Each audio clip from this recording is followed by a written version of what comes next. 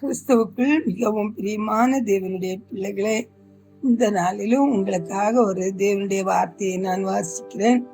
ஏசாயா 30வது அதிகாரம் 18வது வசனம். ஆனாலும் உங்களுக்கு இறங்கும்படி கர்த்தர் காத்திருப்பார், உங்கள் மேல் மனதுருகும்படி எழுந்திருப்பார். கர்த்தர் நீதி செய்கிற தேவன், அவருக்கு காத்திருக்கிற அனைவரும் பாக்கியவான்கள். ஆமென். நீங்க கர்த்தருக்காக நான் காத்திருந்து எனக்கு என்ன கிடைத்ததுன்னு சொல்லி ஒருவேளை நீங்க நினைக்கலாம். ஆனால் தேவனுடைய வார்த்தை சொல்லி பாருங்க, கர்த்தருக்கு காத்திருக்கிற நீங்க பாக்கியவான். ஹல்லேலூயா. முதலாவது உங்களுக்கு இறங்கும்படி கர்த்தர் காத்திருப்பாராம். உங்களுக்கு இரக்கம் செய்யும்படி. ஒரு கண்ணும் உங்கள் மேல இரக்கமாயிராத போது தேவன் உங்களுக்கு இரக்கம் செய்கிற தேவனாய் இருக்கிறார். ஒரு மனுஷன் இரக்கத்தின் வீடாகிய அந்த பெதஸ்தா குளத்தண்டையில அவன் 38 வருஷமா அங்கே அவன் வியாதிப்பட்டவனாய் இருக்கிறான். ஆனால் ஆண்டவராகிய தேவன் அங்கே கடந்து வந்து அவனுக்கு மனதிறங்கி அவனை சுகப்படுத்துகிறத நம்ம பார்க்கிறோம். ஒரு கண்ணு கூட அவனை கொண்டு போய் அந்த குளத்துல விடுவதற்கு அவன் மேல் இரக்கமாய் இருக்கவில்லை. ஆனால் தேவனாகிய கர்த்தர் அவன் மேல் இரக்கமாய் இருக்கிற தேவனாய் இருந்தார்.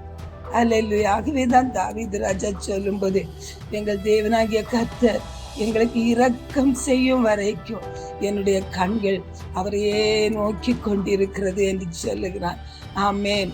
நம்முடைய கண்களும் கூட அவரையே நோக்கி பார்க்கட்டும். நிச்சயமாக அவருடைய சமூகத்துல நமக்கு இரக்கம் உண்டு, அவருடைய கண்களில நமக்கு தயவு உண்டு, அவருடைய கண்களில் நமக்கு கிருபை உண்டு. நிச்சயமாய் அவர் நமக்கு இரக்கம் செய்கிற தேவனாய் இருக்கிறார். அல்லேலூயா. அடுத்ததாக பார்க்கிறோம், உங்கள் மேல் மனதுருகும்படி தேவன் எழுந்திருப்பார். அல்லேலூயா.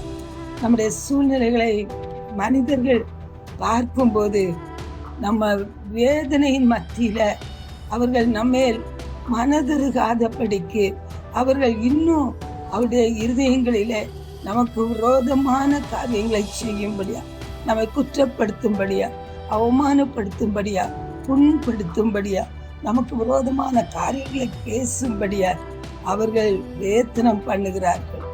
ஆனால் ஆண்டவராகிய தேவன் அப்படிப்பட்டவர் அல்ல. நம்முடைய சூழ்நிலைகளை அவர் பார்க்கும்போது நமக்கு நம்ம ஒரு மனதுருகுகிற தேவனாயிருக்கும். நம்முடைய தேவன் மனதுருக்கமுள்ள தேவன். ஆகவே அவருக்கு காத்திருக்கிற நாம் பாக்கியவான்கள் என்று சொல்லி நம்ம பார்க்கிறோம்.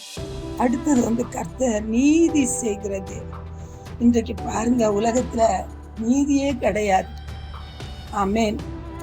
எல்லா இடத்துலயும் பயங்கரமான ஏமாற்றுக்காரர்கள், பயங்கரமாக வஞ்சிக்கிற மனிதர்கள், கிடைக்க வேண்டிய வரவேண்டிய ஆசீர்வாதங்கள் வர முடியாதபடி நம்ம ஏமாற்றுகிறவர்கள், நமக்கு விரோதமாய் எழும்பி நம்முடைய காரியங்களை அபகரித்துக் கொள்ளுகிற மனிதர்கள். நீதி எங்க போனாலும் நீதி கிடைக்காத ஒரு உலகத்துல நம்ம இருக்கிறோம். மனிதர்கள் அவர்கள் தங்களுடைய சுயநீதியை நிலைநாட்ட பார்க்கிறார்களே ஒழிய அவர்கள் நீதி செய்கிறவர்களாய் இல்லை. ஆனால் நம்முடைய தேவன் நமக்கு நீதி செய்கிறவர். அல்லேலூயா. அவருடைய சமூகத்துல காத்திருக்கிறவர்களுக்கு அவர் நீதி செய்கிற தேவன்.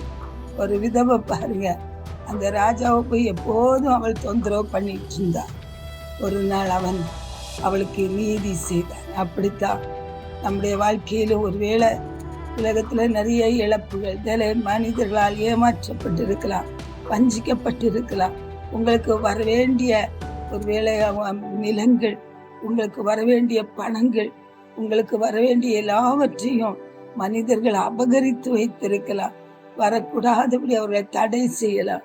ஆனால் தேவனாகிய கர்த்தரோ உங்களுக்கு நீதி செய்கிற தேவன். அல்லேலூயா. ஒரு காலம் அவர் உங்களை கைவிட மாட்டார், ஒரு காலம் அவர் உங்களை விட்டு விலக மாட்டார். உங்களுக்காக ஒரு காரியங்களை செய்வார். இந்த மனிதன் உங்களுக்காக இந்த காரியத்தை செய்யும் வரைக்கும் அவன் அமர்ந்திருக்க மாட்டான் என்று சொல்லி போவாசை குறித்து சொல்லப்பட்டிருக்கு.